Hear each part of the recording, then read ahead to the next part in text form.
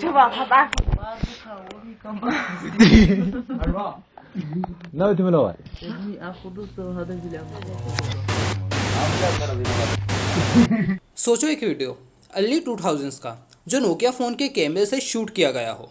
एक blurry video जिसमें face सही से दिखाई नहीं दे रहे हैं और ऑडियो भी फजी है।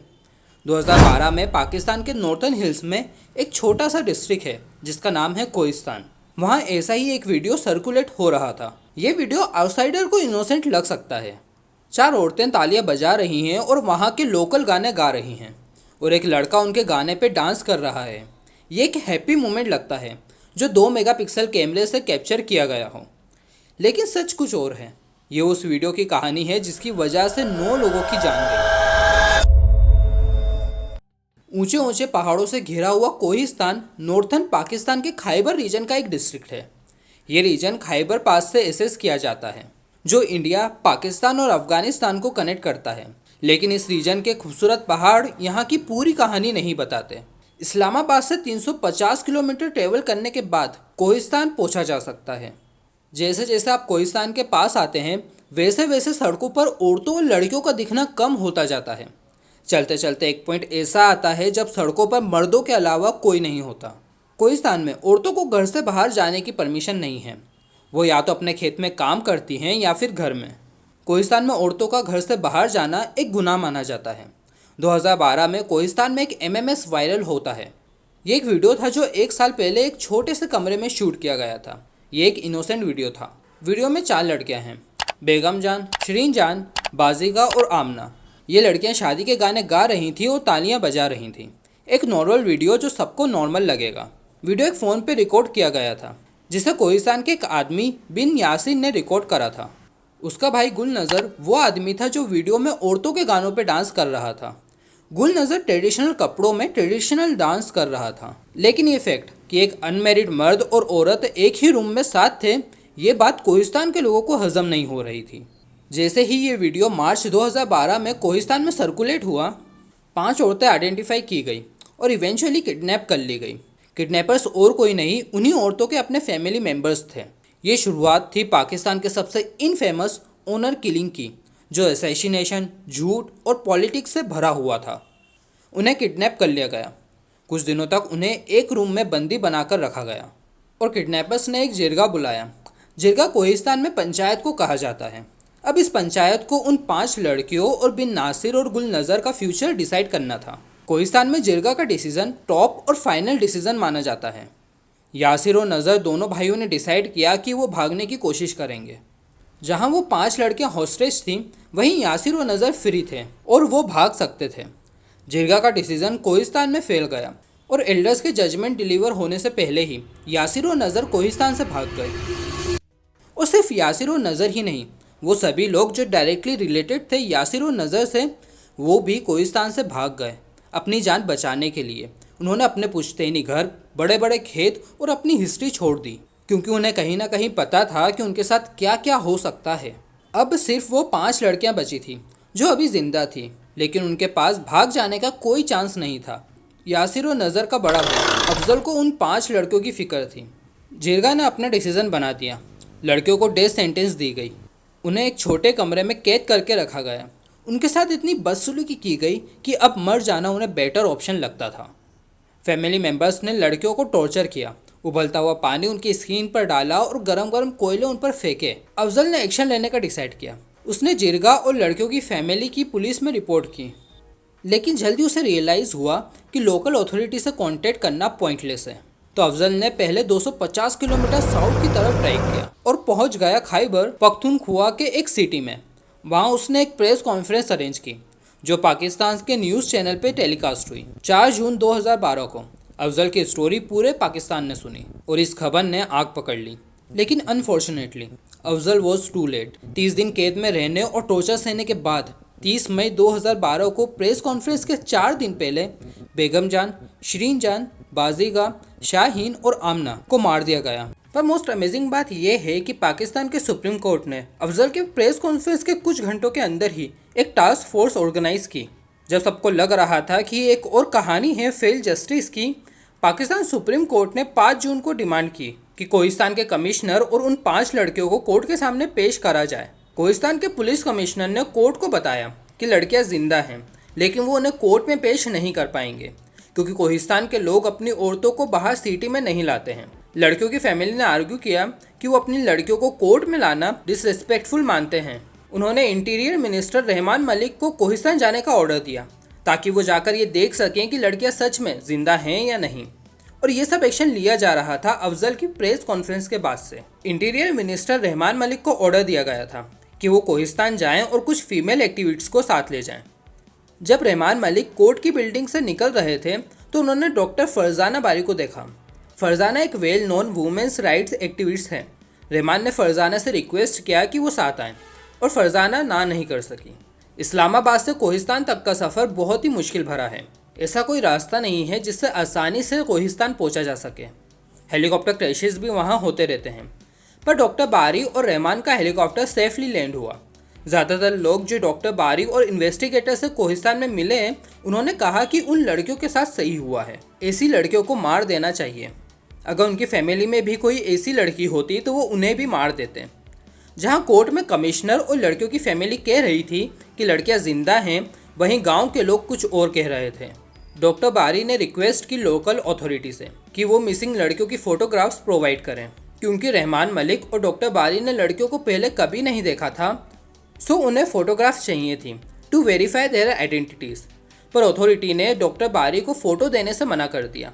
अब डॉक्टर बारी और उनकी टीम ने डिसाइड किया कि वो औरत फाउंडेशन से रीच आउट करेंगे, एक non profit advocacy group for women in Islamabad. उन्होंने उन्हें कहा कि वो वीडियो से लड़कियों की फ़ोटोज़ निकालें। पर 2012 में ये इतना सिंपल नहीं था जैसे आज स्क्रीनशॉट लेना है। अगले दिन इन्वेस्टिगेटर्स लड़कियों को ढूंढने निकले। उस गांव में कोई भी उन्हें अच्छी नज़र से नहीं देख रहा था, कोई उनसे बात नहीं करना चाहता था। ऊपर से इतना टफ वेदर और पहाड़ की चढ़ाई। ग्रुप में कोई भी कोहिस्तान लैंग्वेज नहीं बोलता था और उनका ट्रांसलेटर लोकल अथॉरिटी द्वारा इशू किया गया था, जिसकी बातों पर इन्वेस्टिगेटर्स को बिलीव नहीं हो पा रहा था।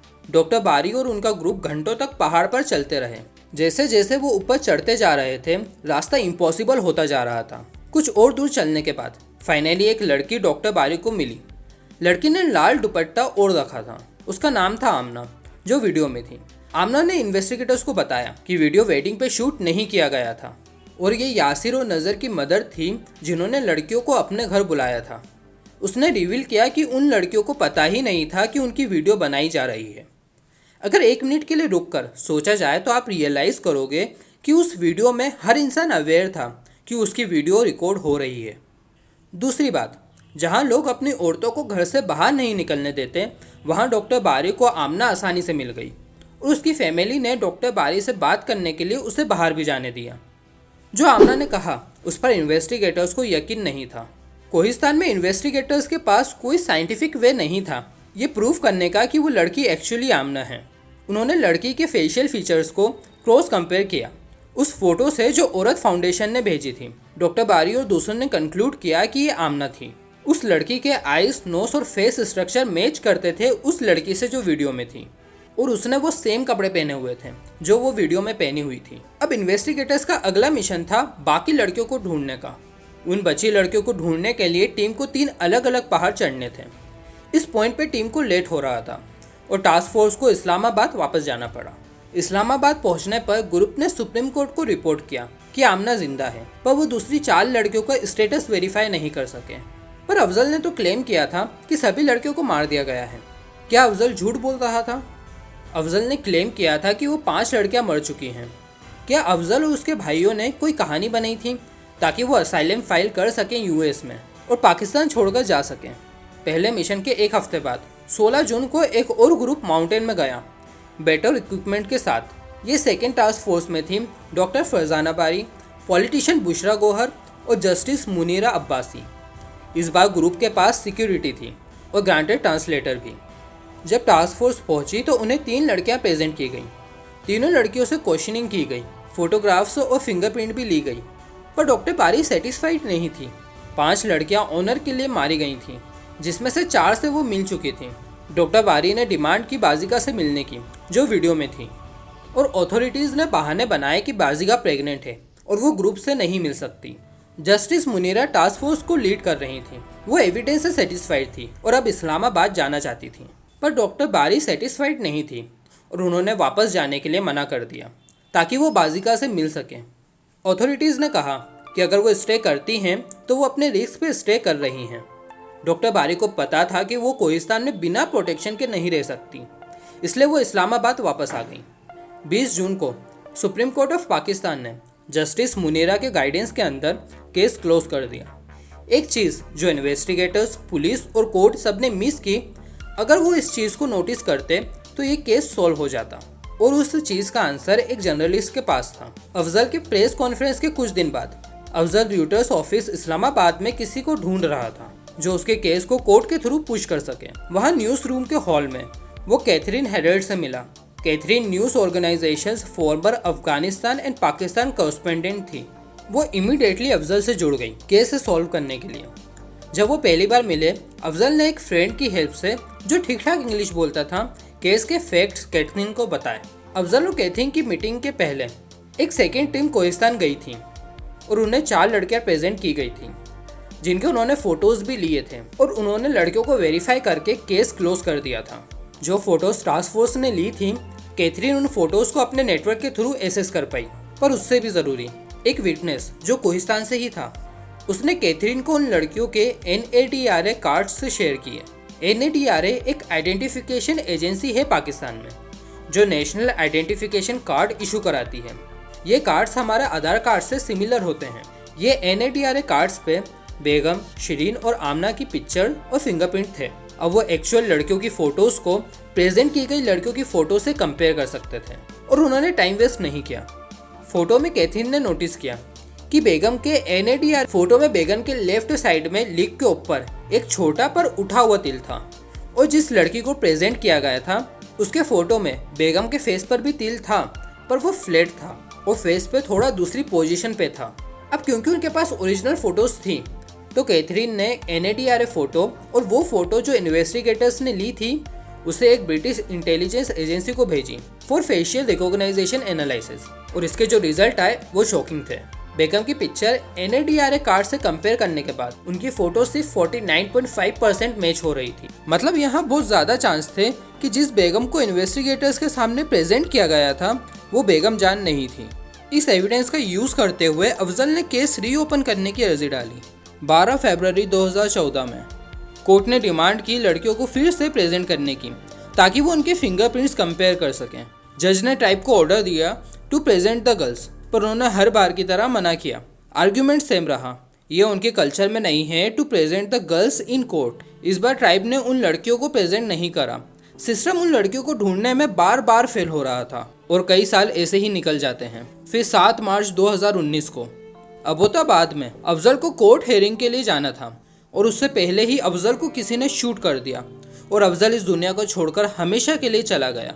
अगले दिन न्यूज़पेपर्स में हेडलाइन थी, Afzal from Kohistan scandal shoot dead. Afzal के मरने के साथ ही कोई भी उन लड़कियों के लिए लड़ नहीं रहा था। बिन यासिर और गुल नज़र भी छुपे हुए थे। 2019 में अफजल के मरने के 1 महीने बाद बेगम जान के भाई शरीन जान और बाजिका के फादर को उम्र कैद सुनाई गई। ये अफजल की स्टोरी थी, उस आदमी की जिसने जस्टिस ढूंढने की कोशिश की, जो उनके लिए लड़ा जिनके लिए कोई नहीं लड़ता। तो दोस्तों आज के लिए इतना ही। मुझे इंतज़ार रहेगा आपके प्यार भरे लाइक्स और कमेंट्स का। तो मिलते हैं अगली वीडियो।